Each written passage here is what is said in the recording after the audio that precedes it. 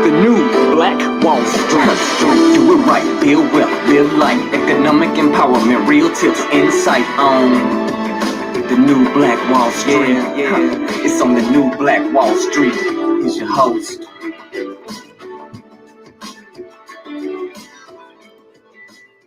Hey, Grand Rising to you billionaires. Thanks so much for joining us here this morning on the new Black Wall Street as we present to you guys the Money and Power Show. I'm your host, ERGJ, your certified financial educator, CEO of ERGJ Enterprises, ERGJ Black Bazaar, and international best-selling author of the book, The Black Billionaires Club. The book that I wrote, guys, is a study of Black wealth. It's a study of the 12 richest Black people in the world today and how they built their wealth. And I just truly believe that if you want to be wealthy, that is a big if. But for those that do, I recommend that you study wealthy people.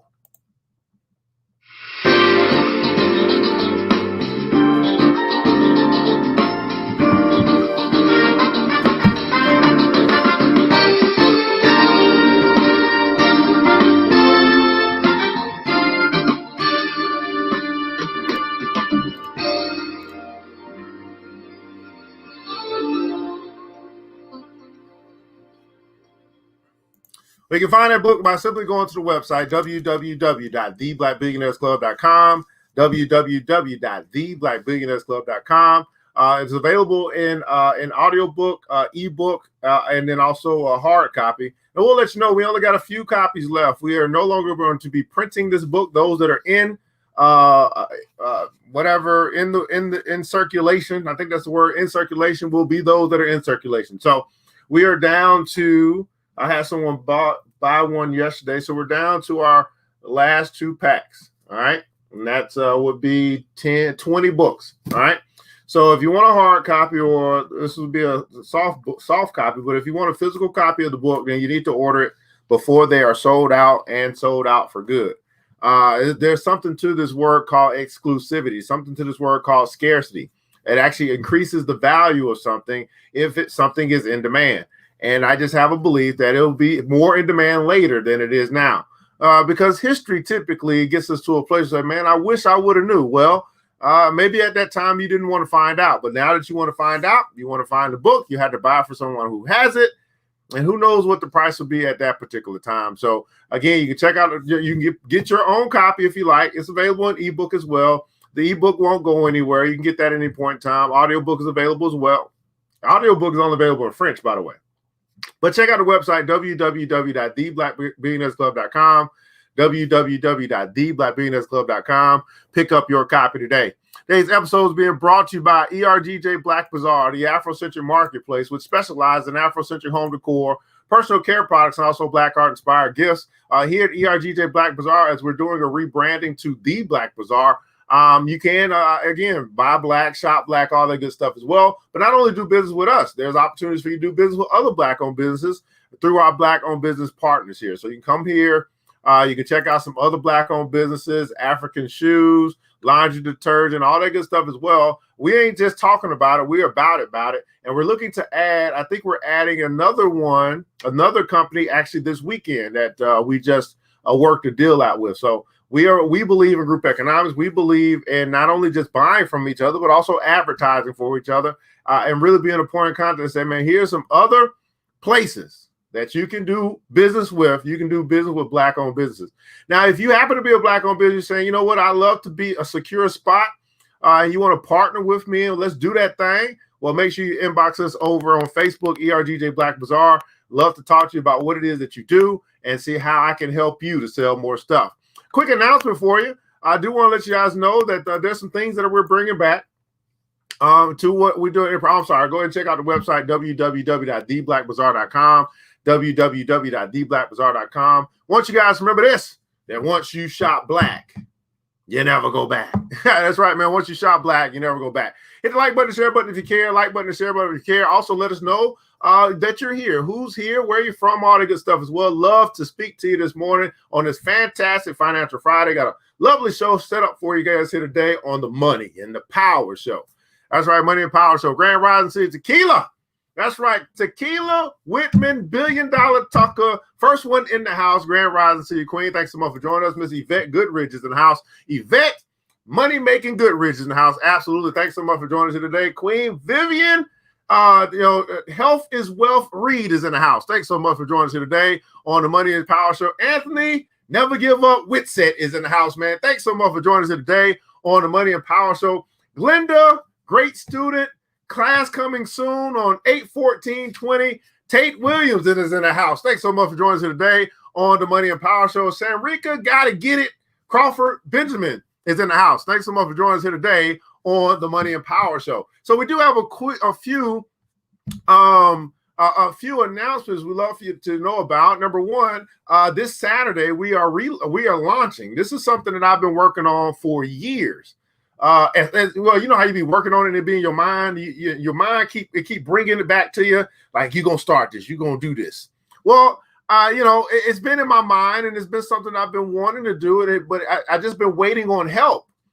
And so we are actually launching the Young Black Billionaires Club this Saturday. And so this is something that's near and dear to my heart because this is something that I've been wanting. What's going on, brother Anthony? Right, your favorite agent. I'm glad Anthony said something. Sims is in the house. Thanks so much for joining us here today over the watch party. This is something this is the whole reason why I do what I do, by the way. I want to tell you guys that my main mission goal, my big audacious goal that I want to accomplish, that I will accomplish, is actually to build a money school. That's my goal. And so it's really always been about the kids for me. But as I've navigated through the years and through the waters, I've realized, you got to go through the parents in order to get to the kids and all this stuff, right? So we established the Black Billionaires Club, and that's been going on for 2-3 years or something like that. And now we're going to launch the Young Black Billionaires Club, and we already have a ready-made audience because most of the Black billionaires in the group and the membership, they got children. And so I'm able to satisfy what I have been wanting to do, which is impact the next generation, not just indirectly, but directly as well. So I'm super excited about what we're going to be launching this Saturday. I'm super excited about the impact, the difference that we can make, because the difference that we make in those children will make the difference in the next generation. And we can start that process. And so the Young Black Billionaires Club will focus on personal development, financial literacy or education, and then also entrepreneurship. Personal development, helping them be the very best they can be, helping them get their mind right early. Financial literacy or education, teaching them about money early, right? And then also entrepreneurship. There's those who want to get into profits versus wages. And so it's a simple principle that I've learned, is that basically teach them early what we learn late. Teach the next generation early what we learn late. And so I'm super excited about the launch of the Young Black Billionaires Club this Saturday. Also, we are bringing back the Black Business Home Shopping Network. That's something I started 3-4 years ago. I put it on the shelf for a little while, but it's time to bring it back. People working from home, people at home, social distance and all this stuff, but we can still utilize our platforms to showcase our stuff and have people buy from us all over the world. So we'll be, doing the Black Business Home Shopping Network, which is a place, I guess you can call it virtual vending, is what I called it at the time. And so those that have businesses, those that want to maybe be a part of the show, those that want to need help selling more stuff, be on the lookout for the Black Business Home Shopping Network, our own version, our own space, our own production. And so that'll be coming back. I'm trying to get it next week or the week after. So super excited about that. All right. Super excited about that stuff. All right. What's going on with Jonah Phillips, Tammy Hagan, Pamela King, whoever else is here? Today on the Money and Power Show, we're going to go through a couple of things. Today, as Financial Friday, is an opportunity for me to speak to you from my heart. I share with you some things that has happened, and then we'll also get into the 5 laws of gold. So let's first start with this. And I spelled it wrong again. I think that's wrong. That is wrong. Yeah, the A goes after the M. Let's start here. So I got a text yesterday from someone who I respect and adore. And this text said this. Text said, Hey, let me see what it said. I'm going to say specifically what it said. Are you familiar with the Ujamaa Cooperative? And I was like, well, no. I've heard those two words before. I know what Ujamaa is and cooperative is, and I've been a part of a somewhat cooperative in the past, but I didn't know it was something new. So I was like, well, I'm familiar with those two words. Is there an initiative happening? Said, well, there's a co-op I think you may be interested in. Again, it's somebody that I respect. I'm like, cool. I'm all ears. What's up? Let me know. I told him I joined this co-op before called Ulu, which is Us Lifting Us. That was a cooperative where we actually owned a coffee shop together as Black people, and we were looking to open up some other businesses together. So I'm not sure if it's the same name or not. Say, okay, well, send me your email. I'm not sure what Ulu is, and I sent them my email, and they let me know they sent me an email. I was like, cool, okay, something I might be interested in. So then I go to my email. Good morning to you, Miss Kenny. Miss Kenny. Congratulations, by the way. I don't know if that was real. I think you engaged now, something like that. I don't know. I dropped the ball on that one. Well, anyway, congratulations. I go to my email. Welcome to Ujamaa in my Wakanda voice. Now they done spelled it all wrong, by the way. But anyway, so I'm like, what is this? It's like, hello, winter. I'm just going to share with you guys what's going on out there. I would like you to introduce you to Ujamaa Cooperative Friends and Family Economics Group and the Winning Circle. We're so excited to share with you the next steps to creating generational wealth for you and your family. Thank you for seeing the vision of our Ujamaa Cooperative Friends and Family Group, which I didn't see the vision. You have joined a community of like-minded individuals that support, empowers, and motivates one another to go after their goals, dreams, and aspirations. When did I join? As a part of our community, you will now have access to the following: access to a communication and resource portal to be announced this week, access to our co-op business directory, weekly co-op talks, calls, and much more. To access the above, download the Discord app, and I will send you a link to access the private channel. Please note to always seek like-minded people to join the group to help grow the cooperative economics and help others change the trajectory of their financial future. To get you started, I've attached some resources to assist you with onboarding process, including step-by-step checklists and a copy of your flower and a chart with your name included to help you with tracking. Okay, a flower. What the hell are we talking about? Included here are your Ujamaa Cooperative Daily Success Schedule, your Lotus Flower, your chart tracker, frequently asked questions, and a quick link. And then it goes on to say, well, here's a gift tax letter as well. A gift tax letter is available for your records. You have two options in completing the gift tax letter. Each time you sow your seed gift, complete the letter and send it to your water. Once on your last gifting date, complete the gift tax letter to include the total amount you gifted for the year and send it to your water. Whichever option you choose, your water will then sign their portion, send it back to you for your records. This letter is located in our file section in our chat room. Now it's time to grow your lotus flower. And I'm going to keep going because y'all already know, like, once you get in my inbox, you know, cross line. Once you get in my inbox, it's all fair game. It's all fair game, and I am a certified financial educator. I continue to tell people it's my job to educate the masses when it comes to this thing called money. Now, most of the masses ain't gonna listen. We know that because people won't listen until they lose money or they go to jail. They ain't listening because the desire for quick riches. The desire to come up is stronger than your logic, and you know it ain't right. So let's keep going. So you had to cover this thing up. Oh yeah, they getting fancy now. Everybody putting console fancy. I mean, they getting fancy now. I mean, it's getting fancy now. I mean, oh Lord, they done got high tech. They got nice emails. They calling it whatever. They gonna put all the nice words on it. They getting fancy now. So let me keep going. So, reminder of how you grow. Okay. Join the Ujamaa Cooperative Economics Friends and Family Share Group by sowing your seed gift to your warder by 12 p.m. on Sunday. Your warder will send you a thank you text once the gift has been received. Download the Discord app, and I'll send you a link by Monday.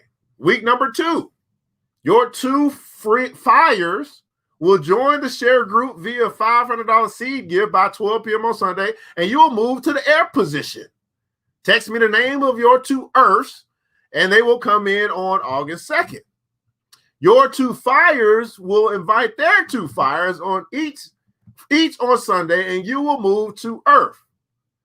Week 4, you are now water. Those 4 fires will invite their 2 fires each, and those 8 fires will sow their seed gift to you. Congratulations, you have now reaped your harvest. Week 5, it's time to resow. Take $500 from your $4,000 harvest and resow your $500 seed gift to the same water you sowed into initially. And in 21 days, you'll reap your harvest again. Then do it all over again without identifying any new fires. It's that simple. I hope that this initiative blesses you and your family and helps you create generational wealth. Let me know if you need anything. We are here to help and support you. Now remember, I got a text from someone I respect and admire. And clearly they ain't been watching me long enough, because I keep telling people I'm simply not interested because I know the dangers that come with this. But they keep coming. So I'm going to keep coming. As someone who has a fiduciary responsibility to educate, inform people. Listen, I do business. I invest in my e-commerce store. I invest in the stock market. I know how to make money grow. I'm not interested in something that is here today, going tomorrow. Not only that, I'm not interested in something that black folk have taken from some unidentified white folk who got in trouble 10 years ago for the same thing. And then you put your own words on it, like Ujamaa, Susu, Wakanda, to make it seem like it's for black folk. Seriously? Now, the hard problem that I have at this point is because this is somebody that I respect, but I don't respect this move. See, I can separate a bad decision from a bad person. She's not a bad person. He is not bad, but this person not a bad person. They're a great person. They just happen to be doing what I would consider to be something stupid and not worth the risk. Because now you are the leader of this particular thing. Now, I will say, if you're going to do this, you want to be the leader, because you get all the reward and no risk, right? You get that $4,000 up front, $8,000, $16,000, $20,000, whatever, because you is in the water position for a long time before those 8 people get to the water position. I done broke this thing all the way down, people. It's not new, okay? It is not new. It's been around. People done got in trouble for it before. People done went to jail for it before. It's got a new name. It's the same thing. But guess what? Because it's new to you, you say, hey, let's go for it. And I'm saying, hey, do what you want to do. I'm just going to keep letting people know it leads people to jail, and it kills relationships, because eventually somebody ain't going to get paid. And it ain't just somebody. Eventually, plenty of people who are down on the 16th level, the 32nd level, the 64th level, the 128th level, the 256th level, the 572 level, they ain't going to get paid. And now you have mixed business with friendship, and then you left like you either going to be paying these people back for their investment into your program, or you're going to lose face. I can only warn people so much, because at the end of the day, grown folk are going to do what grown folk want to do, right? Now, I'm the type of guy, I'm just straightforward. I'm the type of guy who I have no remorse for people who make decisions, because you're gonna and you're gonna have to live with those. You're gonna have to live with the consequences that come with your decision. If that decision lands you in jail, I have no remorse. If that decision leads you into a place where you don't want to be, where people fighting you and all this stuff, I have no remorse. Because up front, I told you, listen, this is where this leads. Same thing now. I don't really go here, but I'm just going to give you an example. Herman Cain. Listen, the man died yesterday. We all feel sad for his family, had to go through the loss of the man, the brother, the uncle, the father, all that stuff. But Herman Cain made a decision. We're going to go to this rally. We ain't going to wear no mask. We're not going to protect ourselves. We fed up. That's a decision that brother made that led him to, I guess, quote unquote, catching the coronavirus, dealing with that thing for a month, and passing away yesterday. Do I have remorse for him? No. Why? Because he made the decision to not protect himself and put himself into harm's way, although we all knew that this thing called coronavirus was rampant and running around. That was your decision. I'm sorry, people. I'm just not going to operate like that. I'm not giving passes for your decision. Now, if, whatever, you was driving in the car and something just crazy happened, hey, man, that's, but this right here, making these decisions, putting yourself into these situations, and then wanting remorse after you get caught, no, not for me. Maybe from you, not for me. So at any rate, I'm just showing y'all it's coming up in different ways now. Okay, Wakanda forever.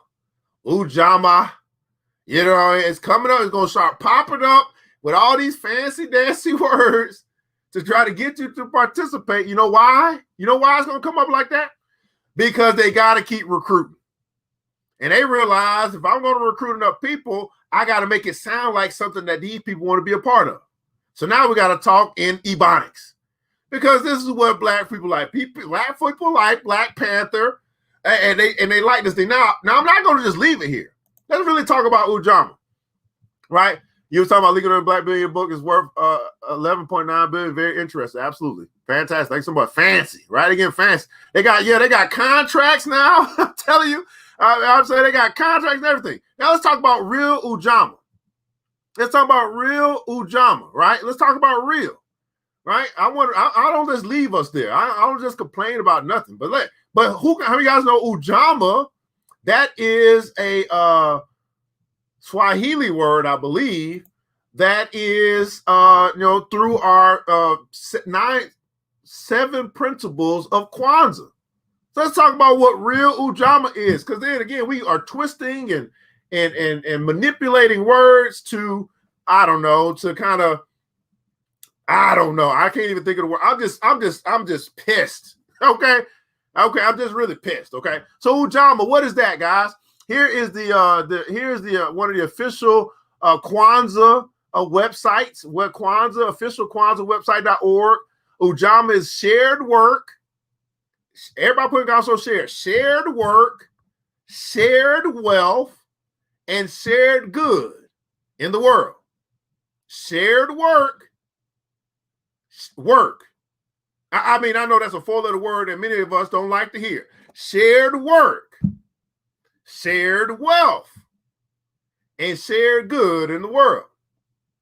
Shared work, shared wealth, and shared good in the world. Let's keep going. So here you have, some of our African brothers and sisters. We have some symbols that represent, sharing. Wangari Maathai, she's our task is to expand democratic space in which ordinary citizens make decisions on their own behalf to benefit their community, their country, and environment that sustains them. Buwali Julius Nyerere, there are more important things in life than amassing riches. If the pursuit of wealth clashes with these things like human dignity and social equality, the latter must be given priority. These are African brothers and sisters, cooperative economics. And here's the statement for Ujamaa: to build and maintain our own stores. Are y'all building the stores with this mimicking or manipulation, the susu that y'all keep trying to get rich off of? Our own shops. Are y'all building some shops? huh? In other businesses and to profit from them together. Notice it's about building something and that we can together that we can profit from together. And that building of something was something that sells goods and services in the community in which we serve.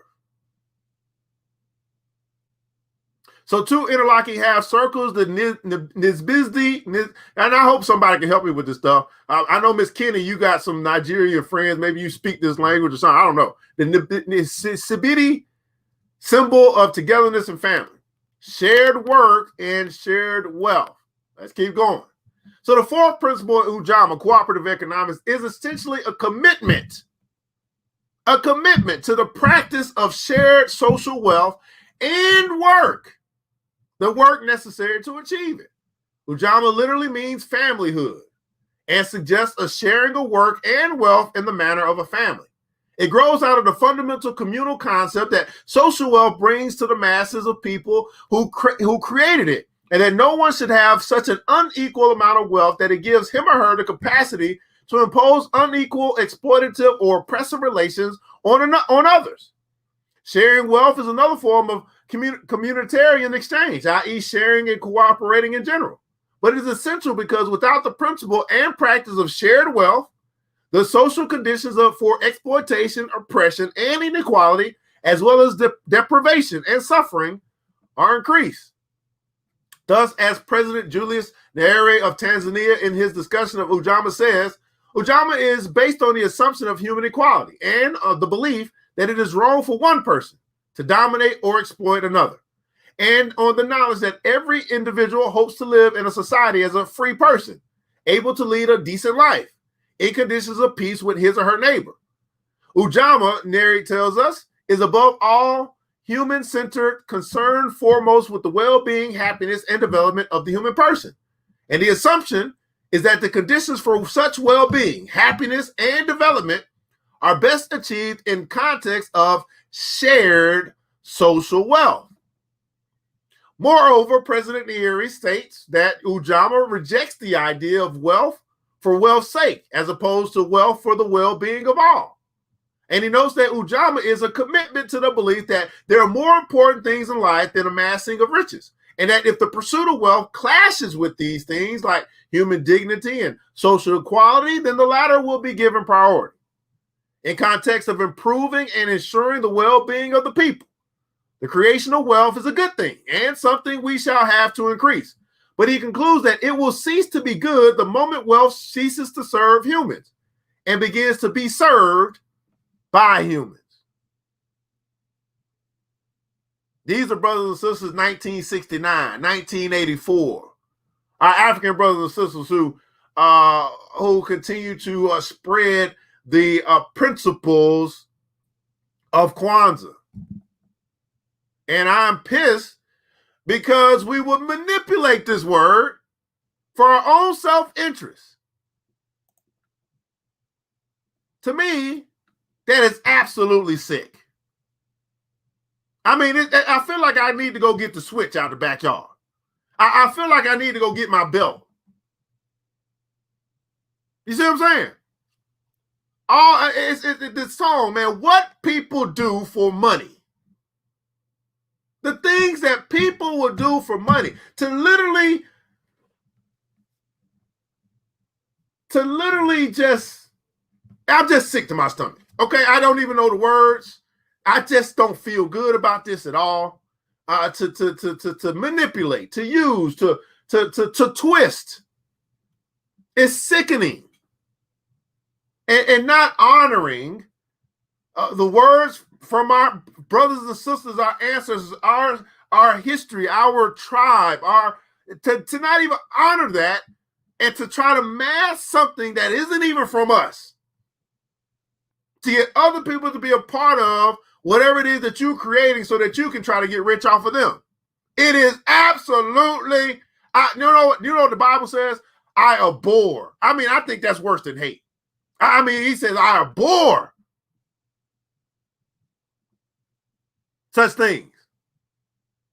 I mean, call it what it is. And if people want to join it after you call it what it is, so be it. But man, don't be in my text like we about to do something good. And like, I'm thinking, okay, this is somebody I respect and adore and I appreciate and all that good stuff. And you hit me with this BS, and I can't even believe you're being a part of this BS.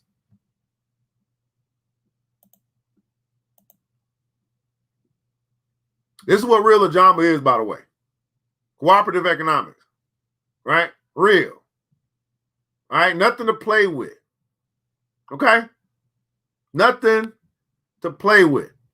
If you're going to do it, do it. If you're going to represent it, represent it.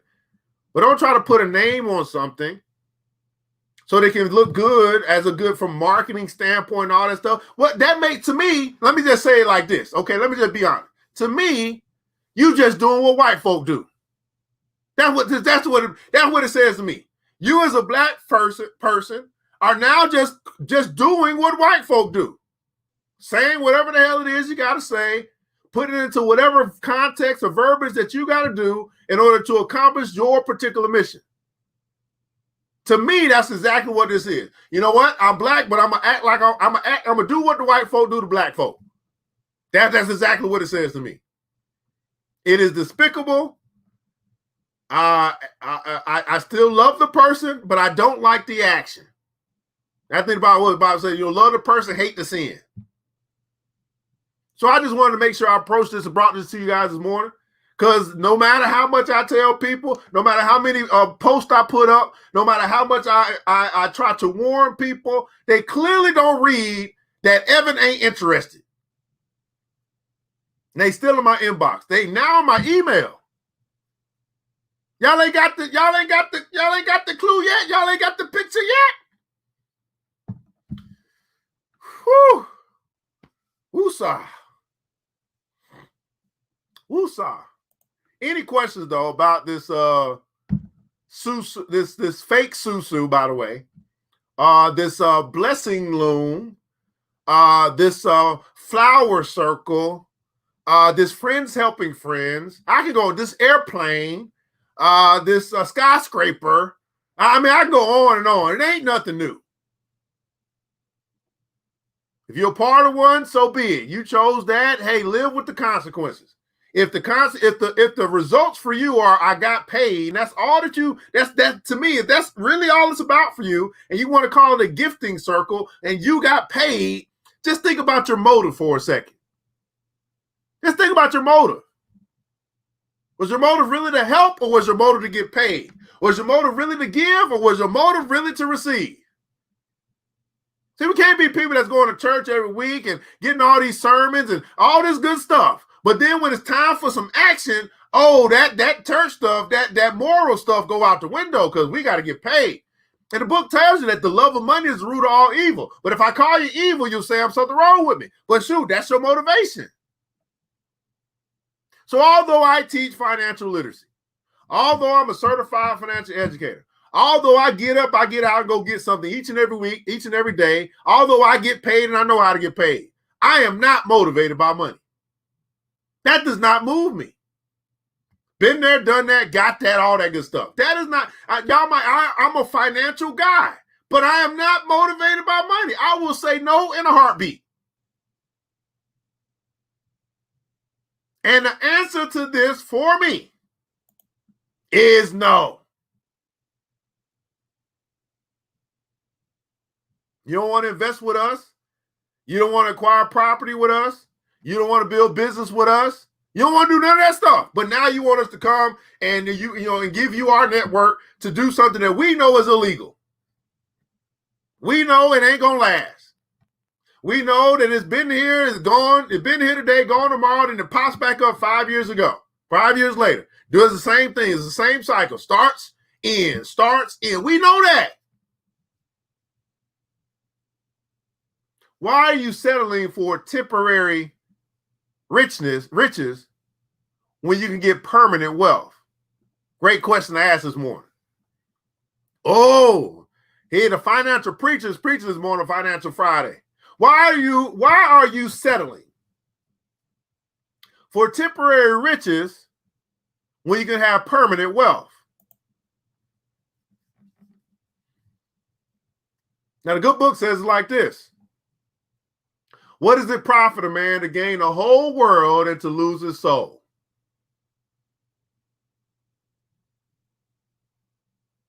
Why are you settling for temporary riches when you can have permanent wealth? Okay, enough of that. Y'all got my point. Must I continue? Hey, the richest man in Babylon, guys, going to get in some of this good stuff as we continue. We're going to be starting today in the 5 laws of gold. The 5 laws of gold. Now, this book is a book that I continue to encourage people to get and read. We keep talking about the lack of financial literacy and what people aren't teaching us and all that good stuff. Well, let me tell you something. You get something as simple as a $10 book to change your life forever. But then here's what I found. Most people won't get it. They just won't for some reason. I don't know. Let me catch up on these comments, man. See what you guys talking about here. Share the work, share the wealth, share the good. Share the work, share the work, share the good. Absolutely share. Right? It's been approached twice last week. They couldn't tell me what the service of business involved, so I told them I'll take a pass on that. Right? They're building their bank, not businesses. All right. The nerve, them fight word. I know that right, man. Peter Harpo.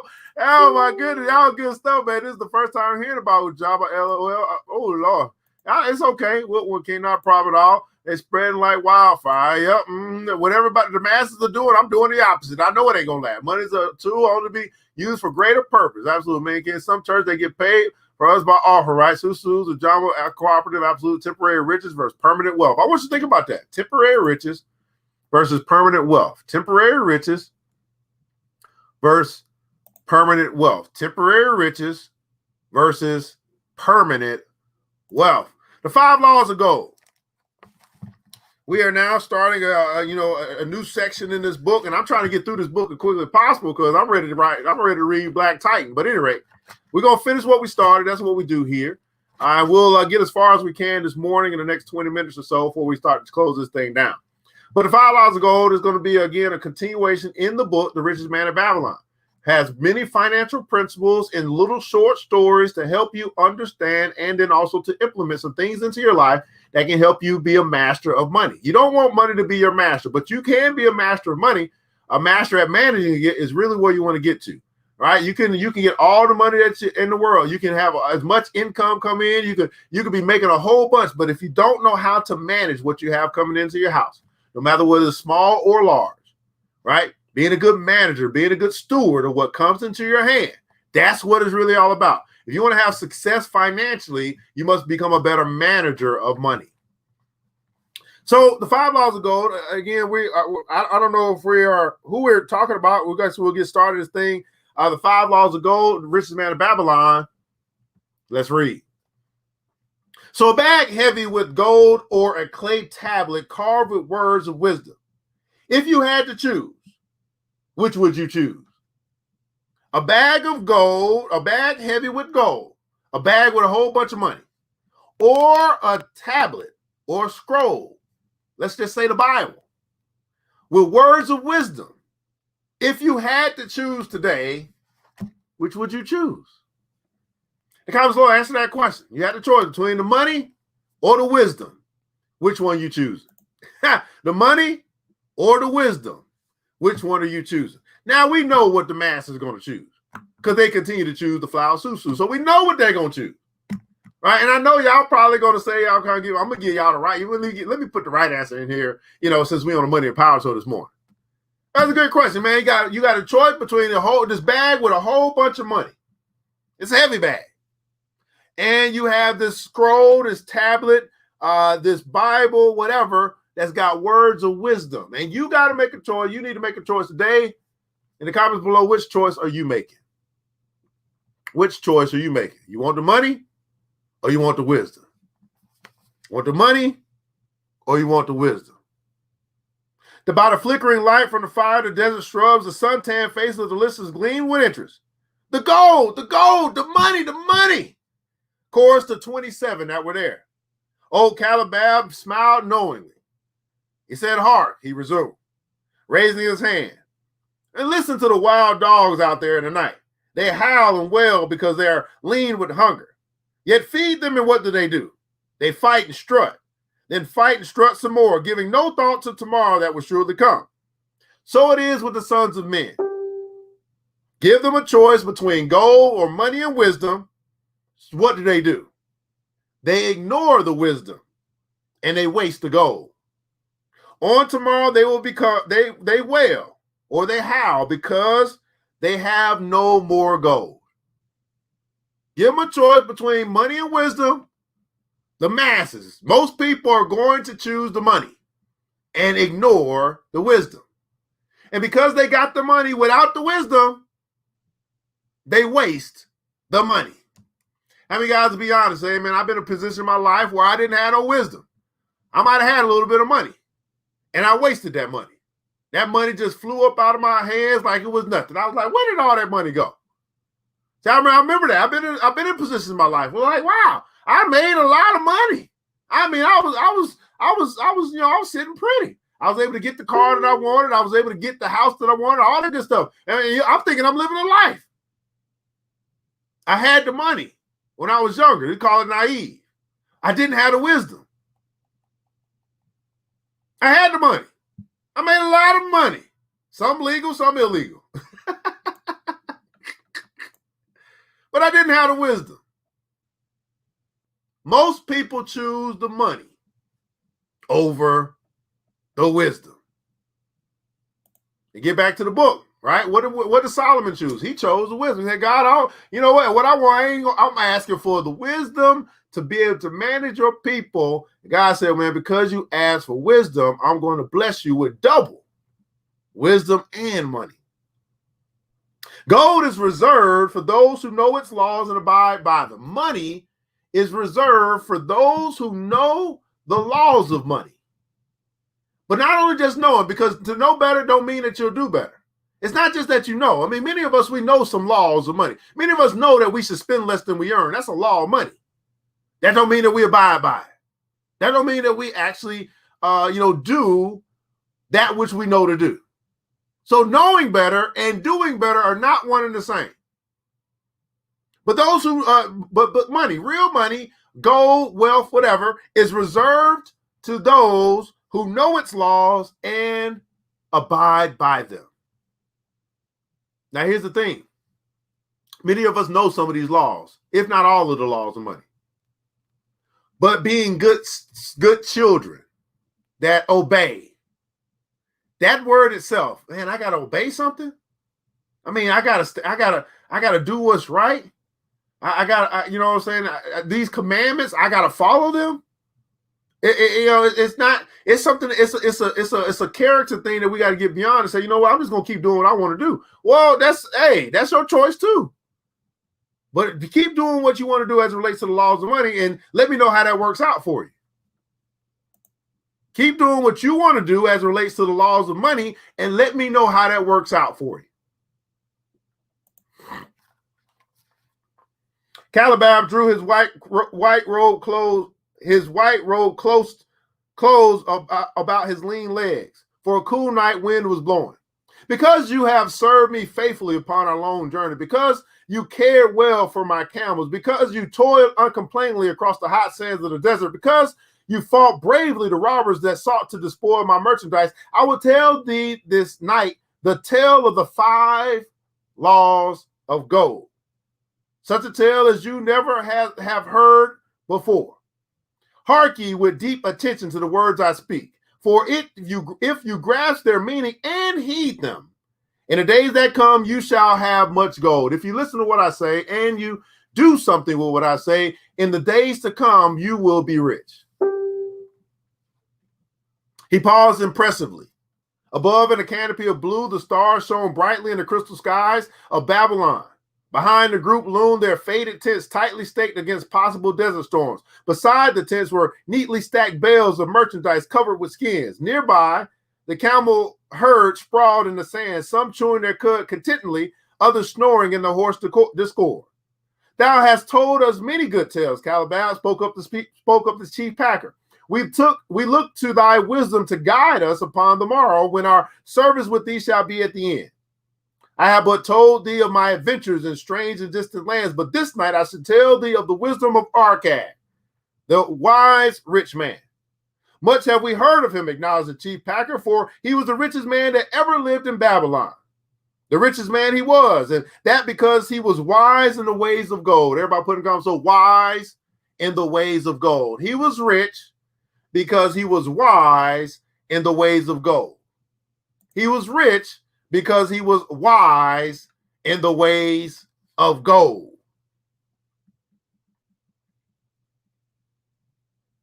Even as no man had ever been before him. This night shall I tell you of his great wisdom, as it was told to me by Namasar, his son, many years ago in Nineveh, when I was but a lad.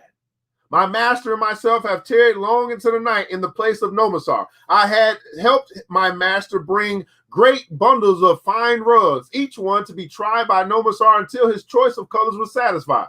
At last he was well pleased and commanded us to sit with him and to drink a rare vintage odorous to the nostrils and most warming to my stomach, which was unaccustomed to such a drink. Then did he tell us this tale of the great wisdom of Arcad, his father, even as I shall tell it to you today. In Babylon, it was the custom, as you know it, that the sons of wealthy fathers lived with their parents in expectation of inheriting their estate. Arcad did not approve of this custom. Therefore, when Nomasar reached man's estate, he sent for the young man and addressed him, my son, it is my desire that you succeed to my estate. You must, however, first prove that you are capable of wisely handling it. Therefore, I wish that you go out into the world and show me your ability to acquire gold and to make yourself respected among men. To start thee well, I will give you two things which I myself was denied when I started as a poor youth to build up a fortune. First, I give thee a bag of gold. If you use it wisely, it will be the basis of your future success. Second, I give you this clay tablet upon which is carved the 5 laws of gold. If you do but interpret them in your own acts, they shall bring thee competence and security. 10 years from this day, come back to the house of your father and give account of yourself. If you prove worthy, I will then make thee the heir of my estate. Otherwise, I will give it to the priests, and that they may barter for my soul the land consideration of the gods. So Nomasar, his son, went forth to make his own way. Everybody put in console, make my own way. He went out to make his own way. He went out to make his own way. Taking his bag of gold and clay tablet carefully wrapped in a silken cloth, his slave, and the horses upon which they rode. Then 10 years passed, and Nomasar, as he had agreed, returned to the house of his father, who provided a great feast in his honor, to which he invited many friends and relatives. After the feast was over, the father and mother mounted their throne-like seats at one side of the great hall, and Nomasar stood before them to give an account of himself as he had promised his father. It was evening. The room was hazy with smoke from the wicks of the oil lamps, but dimly lit it. Slaves in white woven jackets and tunics fanned the humid air rhythmically with long stem palm leaves. A stately dignity colored the scene.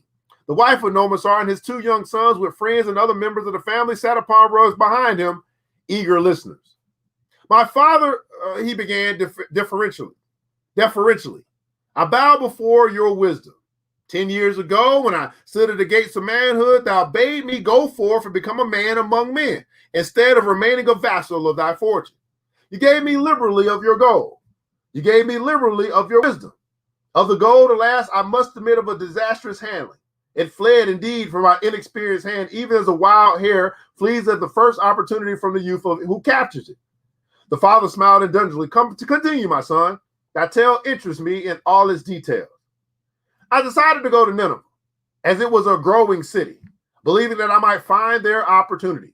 I joined a caravan, and among its members made numerous friends. 2 well-spoken men who had most beautiful white horses, as fleet as the wind, were among these.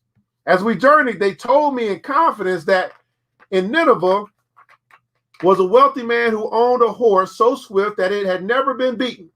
Its owners believed that no horse living could run with greater speed. Therefore, we wager any sum, however larger, that his horse could outspeed any horse in all of Babylonia. Compared to their horse, so my friend said, it was but a lumbering ass that could be beaten with ease. They offered as a great favor to permit me to join them in a wager. I was quite carried away with the plan. Our horse was badly beaten, and I lost much of my gold. The father laughed. Later, I discovered that this was a deceitful plan of these men, and they constantly journeyed the caravan seeking victims. You see, the men in Nineveh was their partner and shared with them the bets he won.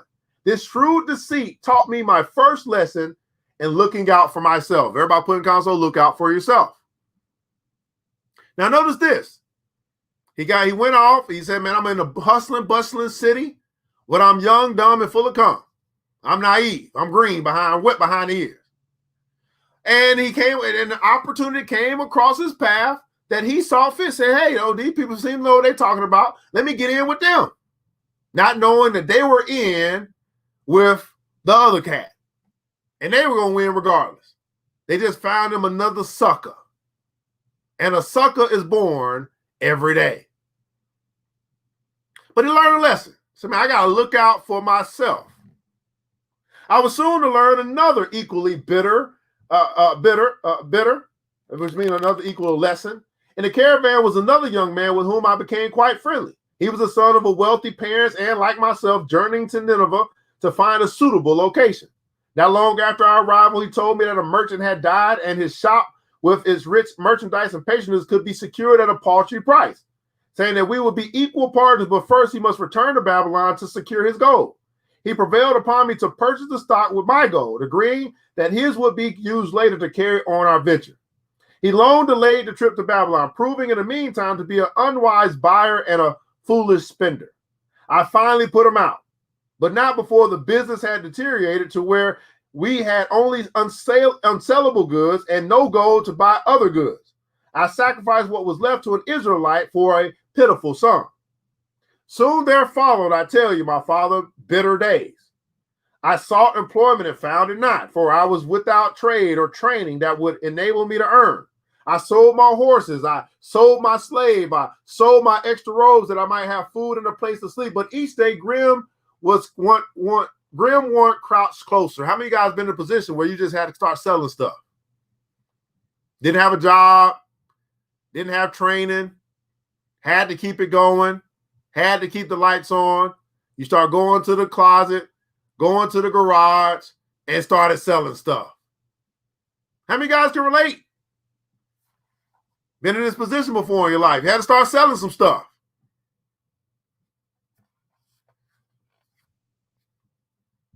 But in those bitter days, I remembered your confidence in me, my father.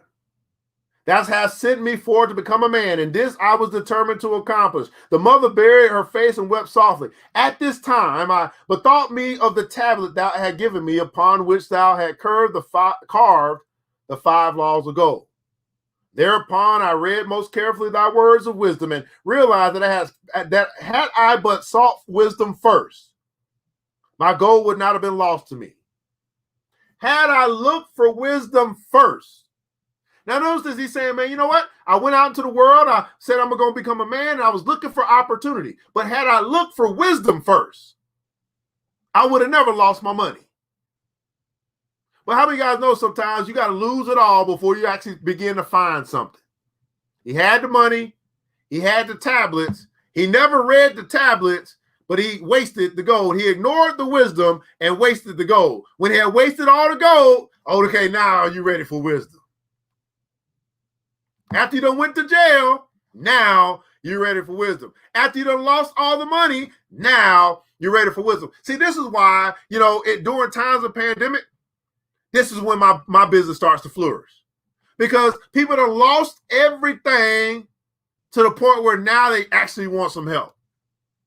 When times are booming, they ain't trying to hear what I got to say. When money coming in, who is having? I mean, why we need a financial educator? But when they lose it all, that's when the phone start ringing off the hook. I mean, it'd be like, now I become more valuable after you lost it all. I become more valuable when you ain't got much left. He said, had I looked for wisdom first, had I sought out wisdom first, I would have never lost my money. I learned by heart each law and determined that when once more the goddess of good fortune smiled upon me, I would be guided by the wisdom of the ages and not by the inexperience of the youth. For the benefit of you who are seated here this night, I will read the wisdom of my father as engraved upon a clay tablet, which he gave me 10 years ago. The 5 laws of gold. And we'll read these 5 scrolls and then we will wrap this up and we'll continue on Monday. The first law. Gold or money comes gladly and in increasing quantity to any man who will put by but not less than 1/10 of his earnings to create an estate for his future and of that of his family. Gold will come gladly and increasing quantity to any man who will pay himself first, who put himself and his family first. Law number 2. Gold works hard or diligently and contently for the wise owner who finds for it profitable employment, multiplying even as the flocks of the field. Gold will work hard for you if you find a great place for it to work. Your money will work hard for you if you find a great place for it to go to work. Law number 3. Money clingeth to the protection of the cautious owner who invests it under the advice of wise men in its handling. Gold clingeth, that means stays, to the protection of the cautious owner who will invest it under the advice of wise men. In other words, do you have a money mentor? Some people call it a financial advisor. Law number 4. Gold slips away from the man who invests it in businesses or purposes with which he is not familiar or which was not approved by those skilled in its keep. Gold slips away from the man who invests it in businesses or purposes with which he is not familiar or which are not approved by those skilled in its keep. Now listen, most of your financial people who've been doing this, who've been in this game for a while, who've been trying to teach black folk about money for a while. You know what they saying about the blessing loom and the flower susu or the cooperative, all this stuff? You know what they're telling you? Don't do it. So it's not been approved by those who skilled in its keep. It ain't been approved, but you're doing it anyway, right? Your gold, your money is going to slip away. Then number 2, you're not even familiar, right, with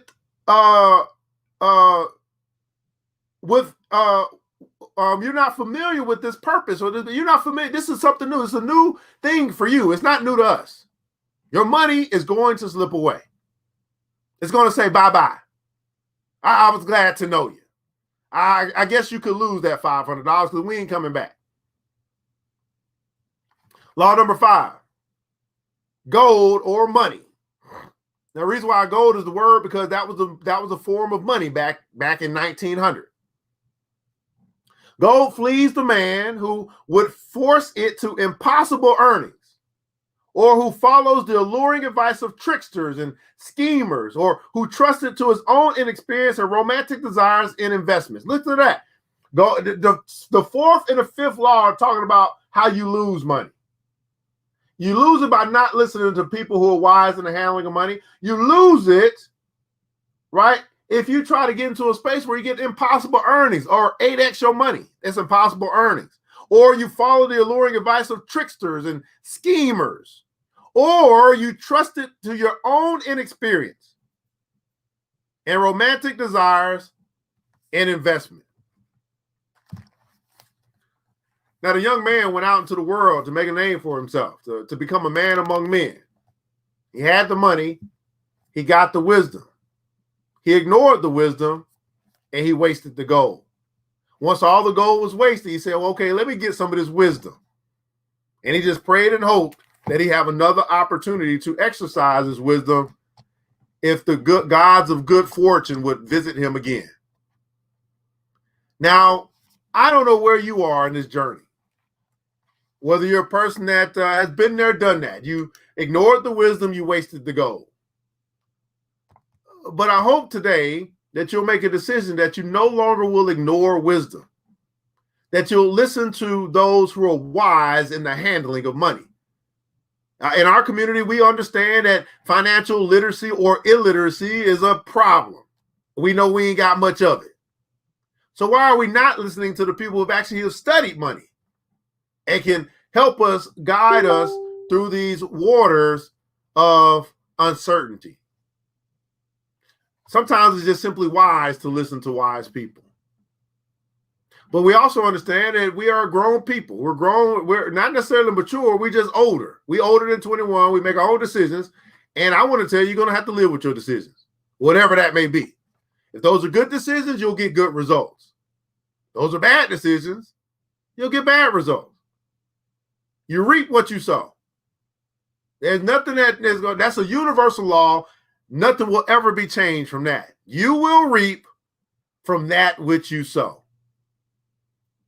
In the comments below, I'd like for you to share something that you learned today. I don't do this just to do this. I do this to make a difference, and hopefully we made a difference in your life today. I am a certified financial educator. I've been teaching about money to Black folk for over 10 years. Most won't listen. That's okay. You're not most. You're the few. And I appreciate you showing up here today. I'm simply asking you to answer in the comments below, was this worth your time today? And why? Most people simply won't tune into something that can help them financially. And they wonder why they're in the financial position that they're in. It can be free all day long, but it's free to join, or it's free to participate, it's free to show up, and it's also free not to. Glenn Tate Williams said that, man, wise people listen to wise people. It's wise to listen to wise people. Right? This story is mine is similar to the prodigal son. Absolutely, man. It is, isn't it? That's right, man. Been there, done that. Wisdom is my guide. Been there, done that. We've been here long enough, man. We've been Jacqueline. Hey, listen. Y'all keep on keeping on, but I done learned from my past. I don't know about y'all. Right? True, King. I make my own decisions. I make my decisions on my own. Absolutely. Absolutely. Thank you for being the best teacher I learned from. Bro, I appreciate that. I appreciate that. This is the Money and Power Show, guys. We teach on money, we teach on power, we teach on economics, we teach on politics. We teach, right, in our own way, right? It ain't the whole classroom setting, but we can use some of the great literature that we have, and we can go through. This is a $10 book that helped me change my life, helped me change my financial life, and I will continue to recommend it to people. Who gets it? That's on them. Not only this book, I actually wrote a book, Black Billionaires Club. That's a book you can get as well. You start reading about these billionaires, you start thinking different. Like, wait a second, they doing big things. Right? They're doing big things. Jackson said, man, yeah, one of the things spoke out to me, look out for yourself. It's your money. It is your money. Look out for yourself. Miss Marie, that's right, man. You definitely reap what you sow or not so. That's right, man. This was another mental circumcision moment because it's a moment of reflection, right? It's a moment of reflection. Well, beautiful people, I want to say thanks so much for tuning in today. It is Financial Friday. I want to share a few things with you. Again, be on the lookout, guys. If I'm getting these emails, if I'm getting these texts, if you ain't got them, they're coming. Because the desire for more causes people to do things they would not normally do, cause them to go beyond their own ethical, moral, legal code. It doesn't matter. Because the allure, the desire for more money supersedes many people's consciousness. And then they don't even see that they're doing something wrong. So it's, well, how can you help somebody who don't even notice? I mean, it's still when they say, yeah, it is wrong, but I'm going to do it anyway. Okay. Hey, keep on. But that's just what it is, right? Once you guys know, weekends are made to get rich. So we will be out this weekend, doing what we do, bringing in revenue on the other side of our business. And so I definitely do wish each and every one of you a wonderful, wonderful weekend. For those that are in the BBC, we do have our meeting with the Young Black Billionaires Club tomorrow morning, 10 o'clock. So looking forward to meeting your children, talking to them, and beginning to establish how we will operate as a group that's going to focus on the personal development of your kids, a financial literacy, making sure they understand and learn about money, and then also entrepreneurship for those that want to build their own enterprise and reap the benefits of profits versus wages. I want you guys to know that your children, they do not have to, at any point in time, have to be a part of the workforce in that capacity. They could be people that create jobs for other people. We just got to put them in position for them to know that they have access, they have the ability, and they have access to be able to do something like that. So I'm super excited to work with your kids. This is a member-only type of thing. So if you're not in the club, you might want your kids to be a part of this. Join the club. That's all I can tell you. We have established the club for a reason. These are people that are serious about this stuff. These are people who've made a commitment to get out of debt, get rich, and build wealth. And if you down with that, well, we look forward to seeing you being a part of our group as we are getting closer to our max capacity of 150 members. Well, beautiful people, I want you guys to remember this, that it takes a village. It starts with us. Let's build as we climb together. We all we got, beautiful people. Matter of fact, we all we need. And thank God, that's more than enough. Until next episode, you know what time it is. Mr. DJ hits the music. The new Black Wall Street. Thanks you for joining the show. We gave a lot of great tips, but it's time to go. Take the knowledge we shared, hope you use it and grow. We'll see you all there at the next episode of the new Black Wall Street.